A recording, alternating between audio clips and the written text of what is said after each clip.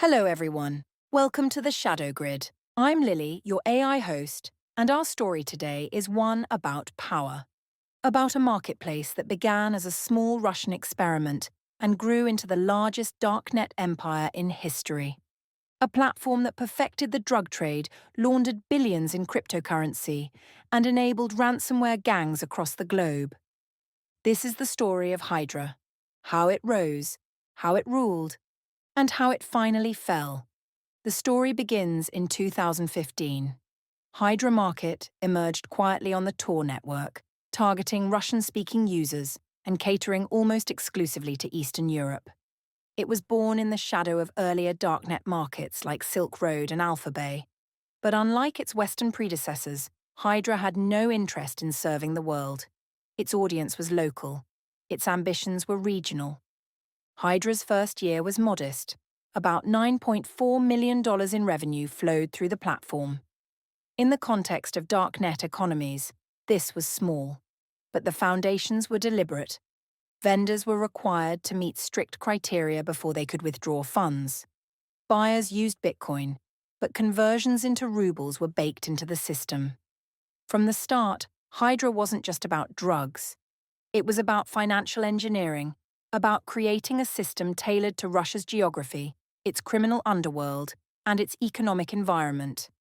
The platform was built around rules. Unlike many chaotic early darknet markets, Hydra enforced order. Vendors had to prove reliability. Transactions required escrow. Disputes were mediated by Hydra's administrators. These structures gave the marketplace credibility at a time when many darknet sites collapsed under scams or infighting. Hydra's model filtered out amateurs and strengthened the network effect. The more reliable Hydra became, the more vendors and customers it attracted. Geography mattered. Russia and its neighbors faced unique challenges. Mailing drugs through state postal systems carried high risk. Customs checkpoints were strict, surveillance was heavy, and law enforcement had strong control over traditional logistics. Hydra's answer was innovation, the dead drop. Couriers, known as cladmen, would hide packages in parks, forests, cracks in walls, or buried under landmarks. Customers received GPS coordinates or coded instructions. Transactions were fast. Sellers and buyers never met. This model was efficient in Russia's sprawling urban landscapes, where anonymity was easier to maintain than in tightly monitored Western cities. Hydra's identity was forged in this adaptation. The timing was perfect. Russia's domestic darknet rival Ramp, Russian anonymous marketplace, still existed, but cracks were forming. By 2017, Ramp would be dismantled, and Hydra's early groundwork positioned it to absorb the flood of displaced users. Even in 2015, Hydra's founders could see the trajectory: carve out a niche, build trust, enforce discipline, then wait for opportunity. The $9.4 million of Hydra's first year was just proof of concept. The machine was only warming up. Hydra's architecture reflected long-term thinking. Servers were hosted outside Russia, in Germany, under the protection of bulletproof hosting providers. This gave resilience, uptime, and a buffer against Russian jurisdiction. It also hinted at the operators' sophistication. They knew where to place infrastructure to balance risk and performance. At the same time, all of Hydra's content and communications were strictly Russian language. Hydra was not trying to be global. It was building a fortress in its own backyard. In hindsight, the signs were clear. Hydra was not just another marketplace. It was designed to survive. Its operators enforced discipline, adapted to local conditions, and built trust in a criminal ecosystem where betrayal was the rule. From $9.4 million in 2015, Hydra would grow into a billion-dollar empire. The story of Hydra's rise begins here, with a regional experiment that would redefine the scale and scope of darknet markets. By 2017, the landscape of the Russian darknet shifted dramatically.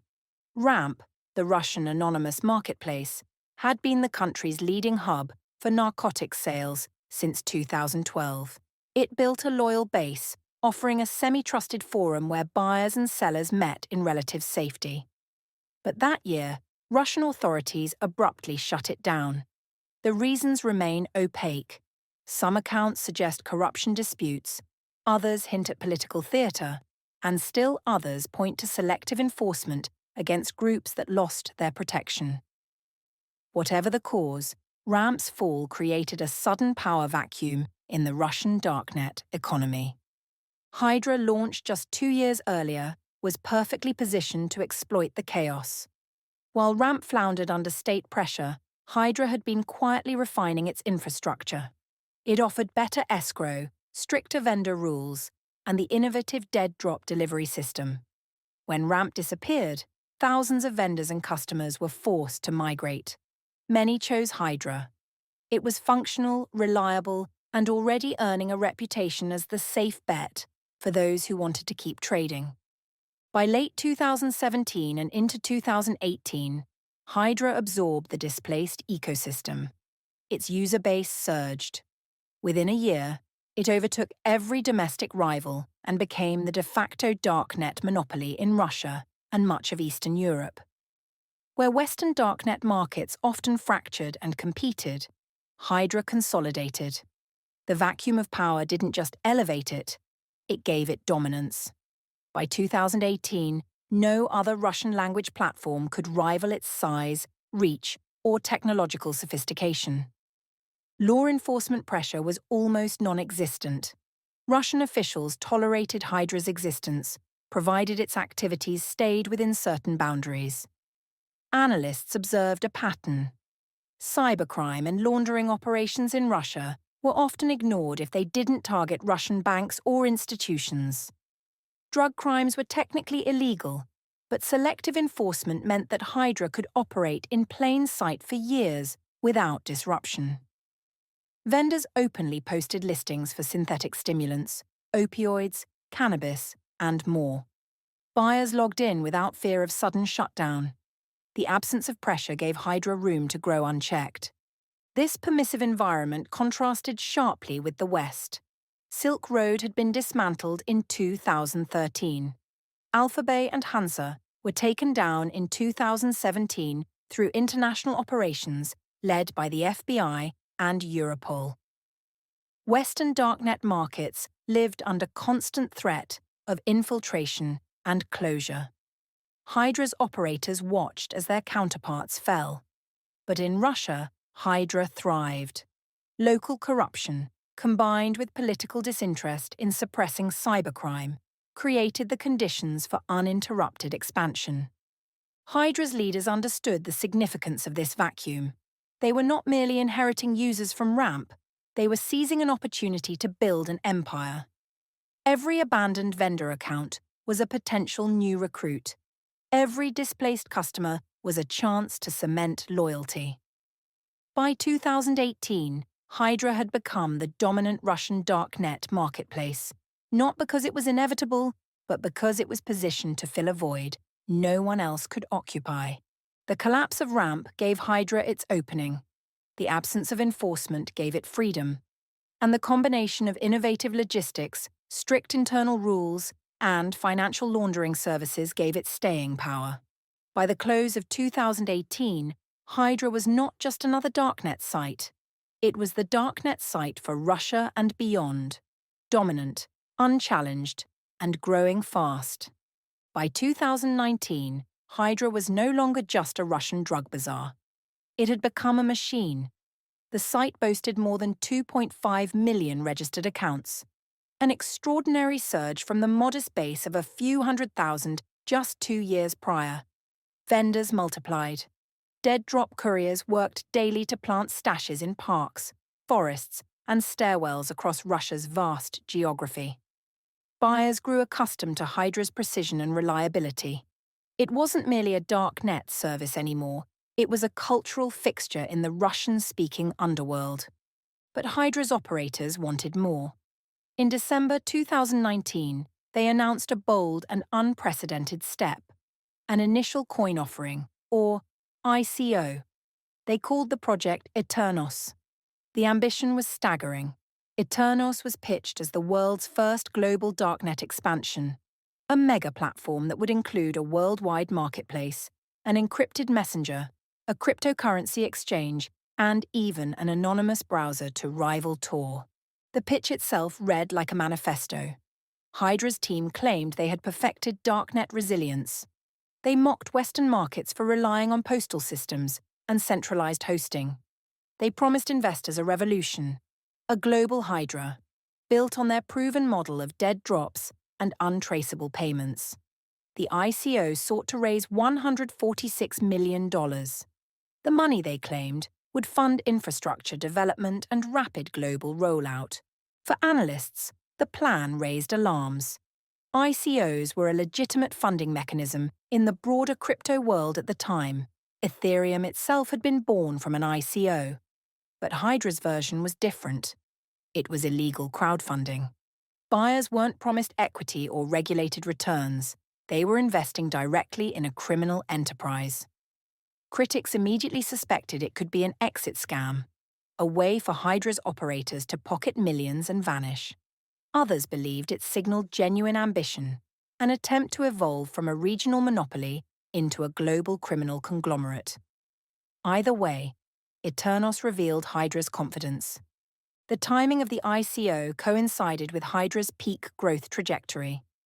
By 2020, the site's annual transaction volume exploded to nearly $1.4 billion in cryptocurrency, accounting for 75% of all darknet revenue worldwide. This was unprecedented. No darknet market in history had captured such dominance, not even Alphabay at its height. Hydra was essentially the beating heart of the global darknet economy, despite being regionally geo-fenced. Its strength came from two things: strict vendor discipline and unrivaled money laundering infrastructure. Hydra didn't just move drugs, it moved money. The site forced all transactions to settle in rubles through obscure payment systems, complicating blockchain analysis. Vendors laundered Bitcoin into prepaid cards, Chiwi wallets, or even bundles of buried cash. Hydra became a financial services provider for the criminal underworld. Ransomware gangs, fraudsters, and carders used it to wash their proceeds. By 2019 to 2020, Hydra had grown into both a drug superstore and a crypto laundering engine. The ICO never launched in practice. Eternos stalled, likely due to the immense legal risk and skepticism even among Hydra's own circles. But its mere announcement was significant. It revealed the psychology of Hydra's leadership. They believed they could take the model that conquered Russia and export it worldwide. Whether scam or sincere, Eternos marked the moment Hydra crossed from dominance into ambition. It was no longer content to rule Eastern Europe. It was imagining empire. Hydra's true innovation wasn't its website, its escrow, or even its laundering infrastructure. It was logistics. Where Western darknet markets relied on postal systems, Hydra turned to the streets. The platform perfected a system of physical dead drops, packages hidden in parks, stairwells, forests, or cracks in urban walls. Buyers received GPS coordinates or coded instructions. Couriers, known as cladmen, planted the stashes, photographed them, and uploaded proof. The buyer retrieved the package alone. No meetings, no postal intercepts, no human contact. This model was more than clever. It was a direct response to Russia's environment. Mailing drugs across borders meant scrutiny from customs and state postal authorities. Domestic postal channels carried risk as well. Packages could be searched, tracked, or intercepted. Hydra's founders recognized the weakness of the Western model and built their own solution. The dead drop system eliminated shipping. It eliminated exposure. It turned sprawling Russian cities into giant distribution networks, hiding drugs in plain sight. Speed was another advantage. A postal delivery could take days or weeks. A dead drop could be arranged within hours. Buyers placed orders, made payment in Bitcoin, and received directions sometimes the same day. This speed was unmatched, and it created loyalty. the process became normalized in Russia's urban landscape. By the late 2010s, stories of teenagers wandering parks with shovels and phones became common. Hydra was reshaping both the darknet and the street-level drug trade simultaneously. The scale was astonishing. Thousands of dead drops were planted every day. Couriers were recruited online, often young and desperate, promised quick money for burying packages. Hydra effectively crowdsourced its distribution. It was Amazon without warehouses, a supply chain with no central hubs. Each drop was a node. Each courier was disposable. The result was resilience. If one courier was arrested, dozens more filled the gap. The system adapted constantly, growing more sophisticated as law enforcement tried to keep up. Hydra extended the dead drop model beyond drugs. Its laundering services sometimes involved physical cash exchanges. Criminals could convert Bitcoin into bundles of rubles, vacuum-sealed and hidden like narcotics. Buyers dug up envelopes of cash in forests or parking lots. Hydra became a literal ATM for criminals. Deposit crypto, withdraw physical money, no banks involved. It blurred the line between online and offline crime, creating a hybrid economy where digital transactions led to physical stashes. The model was so effective that it inspired copycats. Telegram channels in Eastern Europe and Asia began adopting dead drop methods. Local gangs saw the efficiency, speed, anonymity, low interception risk, but none matched Hydra's scale or coordination. By the 2000s, Hydra's dead drop system was entrenched across Russia, fueling a nationwide drug trade that dwarfed anything the postal model could achieve. Western darknet markets looked fragile by comparison, dependent on postal systems and vulnerable to seizure. Hydra looked untouchable. Hydra's dead drop revolution wasn't just logistics, it was control. By mastering distribution in the physical world, it became indispensable to its vendors and buyers. By fusing online anonymity with offline invisibility, it built a system that police could not easily dismantle. Hydra turned geography into an advantage. It made Russia's vastness part of its defense, and in doing so, it created a delivery model that defined an era of the darknet. By 2020, Hydra was no longer just a darknet drug market. It had transformed into a financial engine. The marketplace processed nearly $1.4 billion in cryptocurrency transactions that year, representing about 75% of all darknet market revenue worldwide. No other platform had ever come close to such dominance. While Western markets struggled to survive constant takedowns and infiltration, Hydra thrived, and money was at the center of its strength. Hydra's operators understood early that control of financial flows mattered as much as control of logistics. Every transaction on the platform moved through its internal escrow system. Buyers paid in Bitcoin. Vendors received funds only after proof of delivery. Hydra took commissions on each sale, between 5% and 10%. This alone generated hundreds of millions in profit for the administrators. But the true innovation was what came next. Hydra forced financial opacity. Vendors couldn't simply withdraw their Bitcoin to a personal wallet. Instead, they had to route funds through Hydra's exchanges, converting crypto into rubles or regional e-currencies. This design had two consequences. First, it made blockchain tracing nearly impossible. Funds moved from Bitcoin to obscure payment systems like Chiwi wallets, prepaid cards, or voucher codes before surfacing as cash. Second, it kept vendors locked inside Hydra's ecosystem. By forcing reliance on its own cash-out infrastructure, Hydra built loyalty through dependency. Vendors who wanted to do business had no choice but to launder their money through Hydra itself. In effect, the marketplace became both store and bank, a closed-loop economy for crime. The model attracted not just drug dealers but cybercriminals of every kind. Stolen credit card dumps, banking credentials, and counterfeit IDs were traded. Ransomware gangs and fraud crews used Hydra to launder their takings. Analysis showed that in 2019, 86% of illicit Bitcoin entering Russian exchanges came directly from Hydra.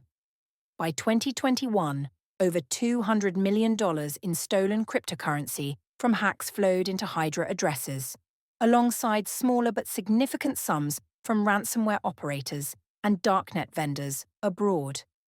Even the notorious DarkSide ransomware group, responsible for the Colonial Pipeline attack in the United States, was observed cashing out ransom proceeds through Hydra.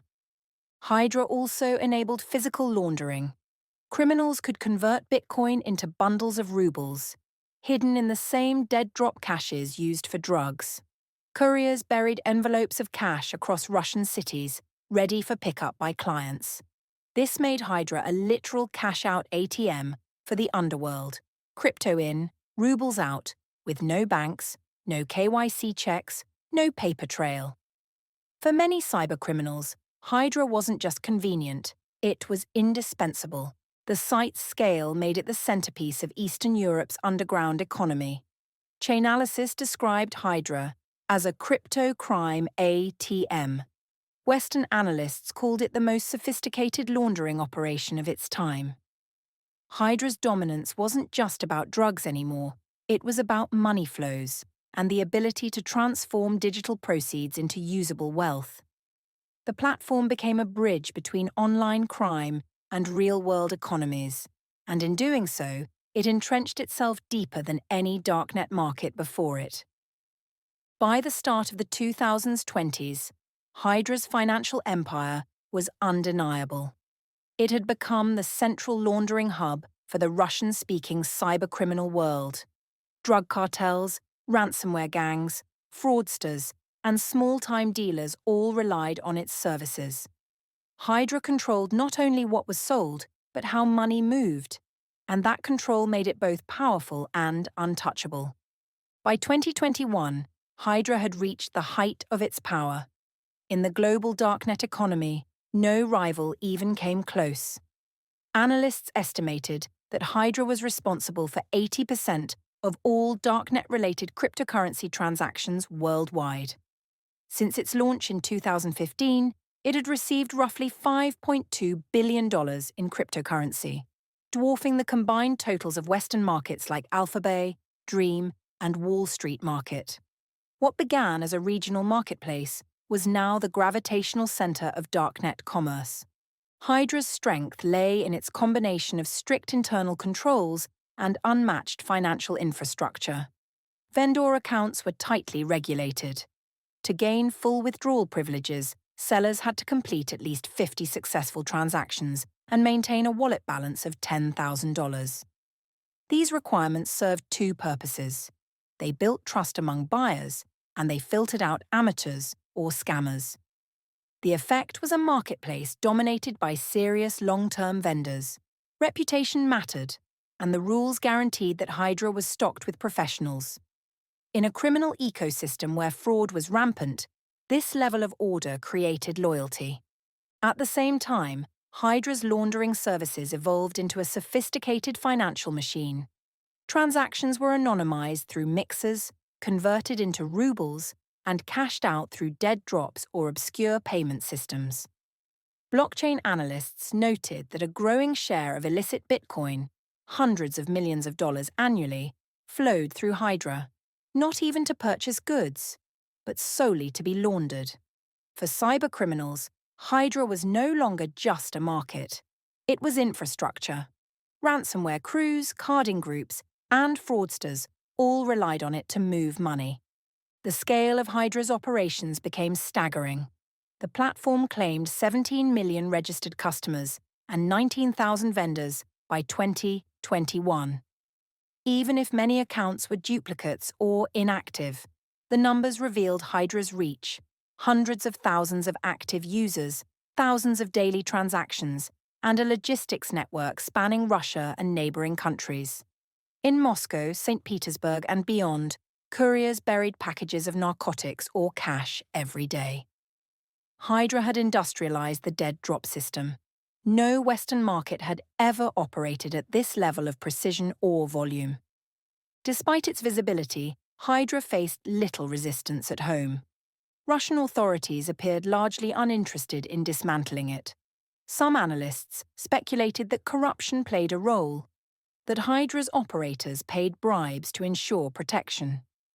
Others suggested Hydra survived because it didn't threaten state institutions, focusing instead on drugs and laundering services. Whatever the reason, law enforcement in Russia left Hydra almost untouched. The platform operated with a sense of impunity, even as Western agencies tracked its massive flows of illicit cryptocurrency. Hydra's dominance reshaped the entire Darknet ecosystem. When Western markets were taken down in coordinated operations, global Darknet revenues barely moved, because Hydra alone accounted for the majority of the money. By 2021, it was not just a marketplace, it was a monopoly. Its combination of vendor discipline, customer trust, laundering services, and logistical innovation made it untouchable in its region and unrivaled globally. Hydra had become more than a darknet market. It was the darknet's beating heart. And like every empire at its peak, it carried within it the seeds of its eventual collapse. Hydra's dominance was not confined to narcotics.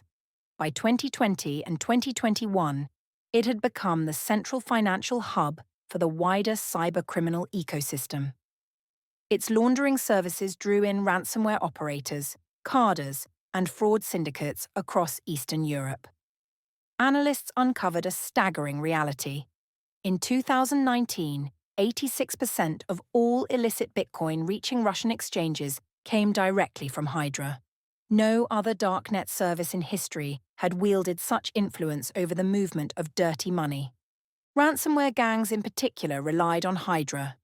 Groups like Revel and Darkside, responsible for some of the most disruptive cyber attacks of the decade, channeled millions in ransom payments through Hydra's infrastructure. When Darkside crippled the colonial pipeline in the United States in May 2021, forcing emergency declarations and fuel shortages across the East Coast, investigators traced portions of the ransom payments back to laundering channels linked to Hydra. Hydra had become a crucial off-ramp for ransomware wealth, turning Bitcoin into rubles that could be spent in the physical world. Hydra's reach went beyond ransomware. It became the financial laundromat for hackers stealing cryptocurrency from exchanges, fraudsters running phishing campaigns, and organized crime groups moving profits from offline activities.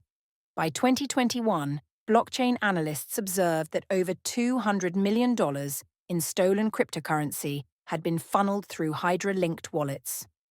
Hydra was not simply enabling crime, it was the infrastructure that allowed crime to scale. Without Hydra, cashing out became slower, riskier, and more expensive. With Hydra, illicit actors had a frictionless financial pipeline. Western governments recognized the scale of the threat. The U.S. Treasury's Office of Foreign Assets Control, OFAC, described Hydra as a critical enabler of ransomware and warned that its services posed risks to the global financial system. Chainalysis called it the Darknet's most resilient marketplace. For years, agencies had dismantled Western markets one by one, but Hydra proved elusive.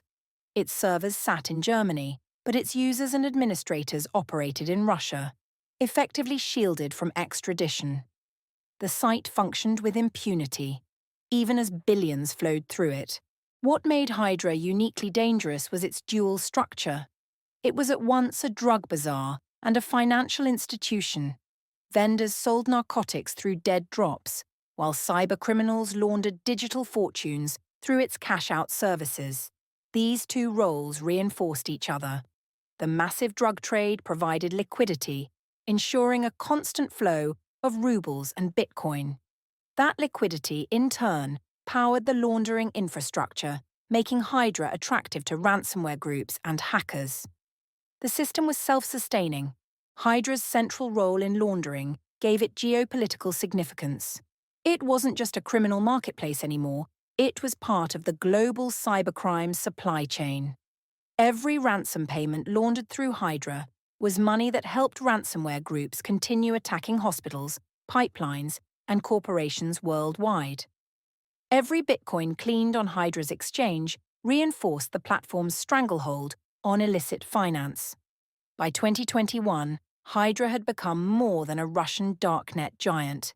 It was a global threat, shaping not just the underworld economy, but the very landscape of cybercrime. On April 5, 2022, Hydra's empire collapsed overnight. After years of dominance, the marketplace that once controlled 3/4 of global Darknet revenue was dismantled in a joint operation led by German federal police and US authorities. Hydra's servers, housed in Germany, were seized in coordinated raids. More than 543 Bitcoin, worth $25 million at the time, was confiscated, alongside vast amounts of operational data. For the first time in 7 years, Hydra was silent. The takedown did not come suddenly. Western agencies had been tracking Hydra's financial flows for years, frustrated by its resilience and its safe haven in Russia.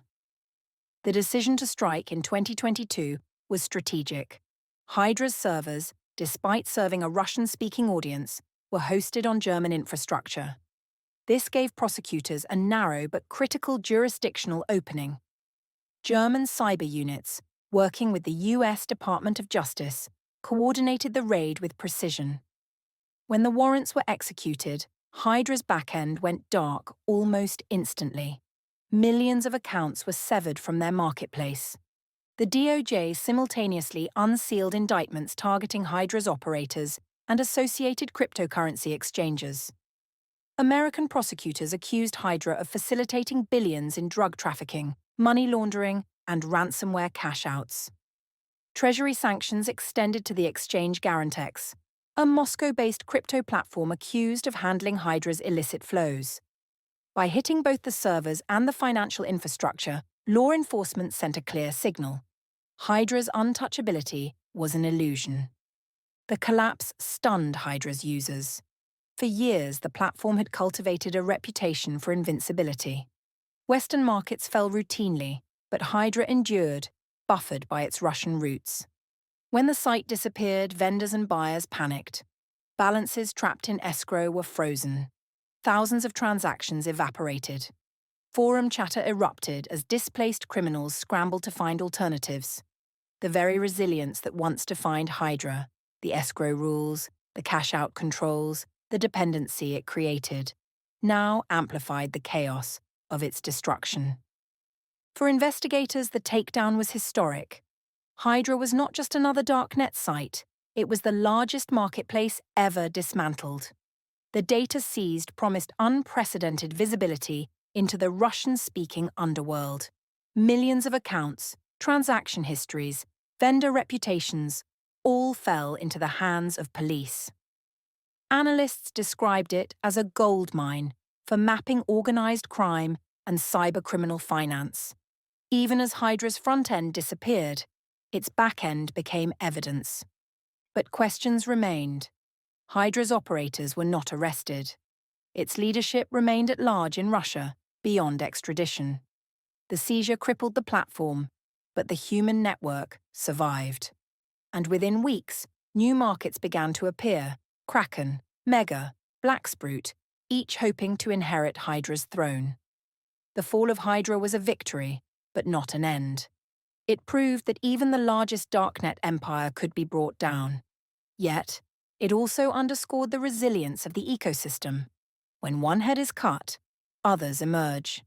Hydra's takedown marked the close of an era. For 7 years, it had defined the shape of the Darknet, controlling drugs and laundering at a scale no rival could match.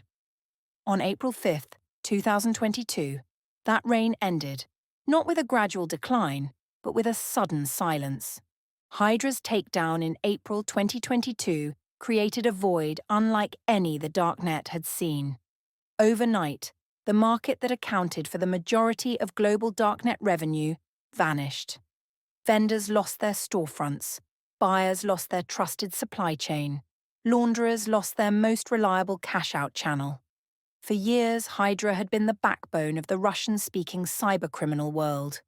With its disappearance, chaos followed. The immediate impact was economic shock. Daily Darknet revenues dropped from around $4.2 million to less than $500,000 in the weeks after the takedown. Analysts at Chainalysis described it as the sharpest collapse ever recorded in Darknet market history. Western markets couldn't fill the gap. Hydra's unique model of dead drops and ruble conversions had no equivalent outside Eastern Europe. Criminal activity didn't stop, but the infrastructure that had once streamlined it was gone. Displaced vendors and buyers scattered. Some turned to smaller pre-existing Russian-language markets. Others waited, suspicious of scams or law enforcement honeypots. Within months, however, new contenders appeared. Sites like Mega, Blacksprut, OMG, and Kraken marketed themselves as Hydra's heirs. They mimicked its rules, imposed vendor deposits, and tried to replicate its escrow and dead drop logistics. Each promised continuity, each claimed Hydra's throne. But fragmentation was inevitable. No single market could immediately recreate Hydra's scale or reputation. Instead, the Russian Darknet splintered.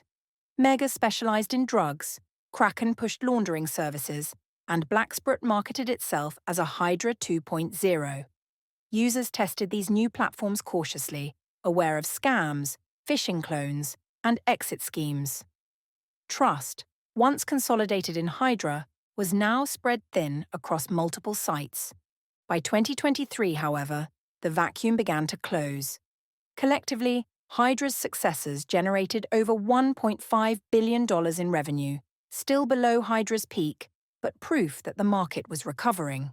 The splinter groups built on Hydra's blueprint, refining it where possible. Dead drop networks continued to operate. Laundering pipelines adapted. The ecosystem proved resilient, just as it had after the fall of Silk Road and Alpha Bay. Hydra's death slowed the machine, but it did not stop it. The aftermath also revealed new patterns. Telegram-based drug channels expanded rapidly, offering a lighter alternative to full Darknet marketplaces. These channels used Hydra's dead drop method, but operated outside Tor, leveraging the popularity of encrypted messaging apps. Law enforcement faced an even more fragmented landscape. Not one giant Hydra, but dozens of smaller platforms, harder to track and easier to reconstitute if seized.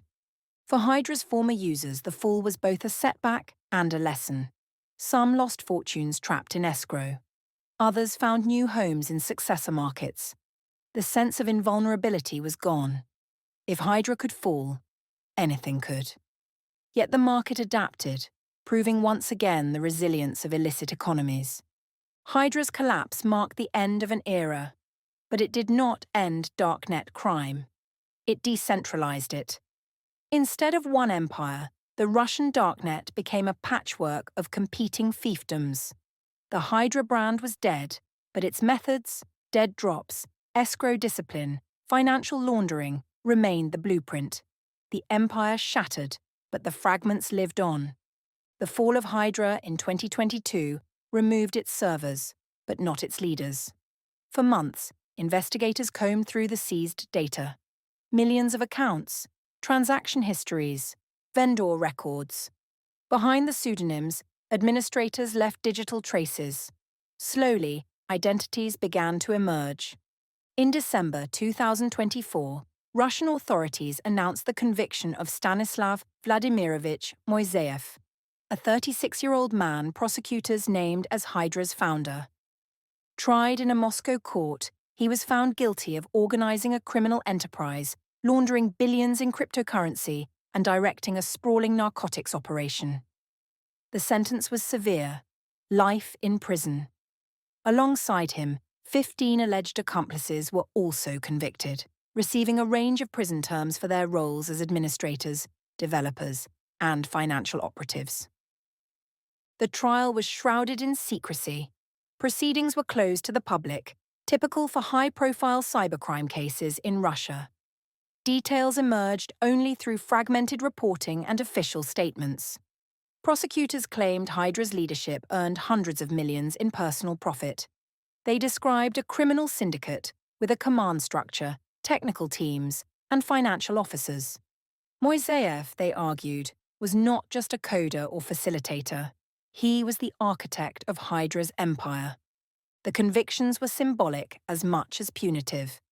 For years, critics accused Russian authorities of tolerating Hydra, or even protecting it, while Western agencies grew increasingly alarmed at its global reach. The 2024 trial allowed Moscow to demonstrate that it had acted. It was a signal to the international community. Russia was not shielding Hydra's leadership indefinitely. Whether the move was driven by geopolitics, internal power struggles, or genuine law enforcement priorities remains uncertain. For Hydra's fractured user base, the trial marked a definitive end. The founder was unmasked. The operators were punished.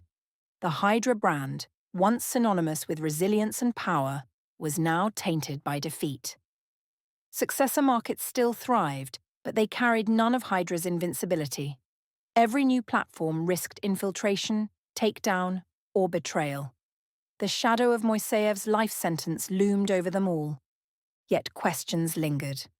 Hydra's revenue between 2015 and 2022 exceeded $5.2 billion in cryptocurrency. Only a fraction was ever seized. The rest flowed into laundering networks, converted into rubles, assets, or reinvested into other criminal ventures. Some accomplices remained unidentified. Hydra may have been dismantled, but the fortune it generated continues to circulate in the underworld. For law enforcement, the judgment was a milestone. The largest darknet market in history had not only been taken down, it had been prosecuted, its leadership publicly named and condemned. The message was clear: no empire, no matter how vast or protected, is beyond reach. But the deeper lesson was sobering. Hydra's fall did not end darknet markets. It did not stop laundering. It did not halt the rise of successor sites. The ecosystem adapted, as it always had. Hydra's methods, dead drops, escrow control, laundering pipelines, were copied and replicated. Its leaders were in prison, but its blueprint lived on. The judgment closed Hydra's story, but it did not close the book on the darknet. One empire ended. Many more were already waiting in its place. Hydra is gone. Its servers seized. Its founder sentenced to life in prison. The darknet's largest empire shattered in a single day. But the system it built survives. Dead drops still operate. Successor markets thrive. Billions continue to move in crypto shadows. One empire ended. The cycle did not. Hydra was only one chapter in a story still unfolding. You've been listening to The Shadow Grid. I'm Lily. I am not human. I am an AI. The next story awaits us in the dark.